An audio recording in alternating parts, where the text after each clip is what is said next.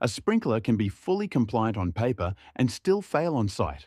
And in many cases, it comes down to one thing: the distance between the sprinkler and the ceiling. If this is done incorrectly, a sprinkler system can activate late, even when everything else appears compliant. Under AS 2118 Part 1, standard spray sprinklers must generally be installed with the deflector no more than 450 millimeters below the ceiling or soffit. That 450 millimeters is not a preference. It is a performance requirement. The reason this requirement exists comes down to fire behavior. When a fire starts, hot gases rise rapidly and spread beneath the ceiling, forming a hot gas layer.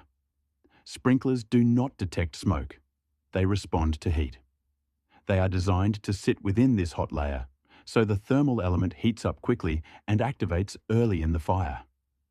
When a sprinkler is installed within 450 millimeters of the ceiling, it is exposed to the highest temperatures first, exactly as intended by the standard. When a sprinkler is installed too far below the ceiling, the hot gas layer can flow over the top of the sprinkler without adequately heating the thermal element. This delays activation, and in fire protection, seconds matter. Delayed activation allows the fire to grow larger, release more heat, and exceed the system's design assumptions. This results in increased fire damage, higher water demand, and increased risk to occupants and firefighters. This issue typically arises during construction when ceiling levels or soffit details change.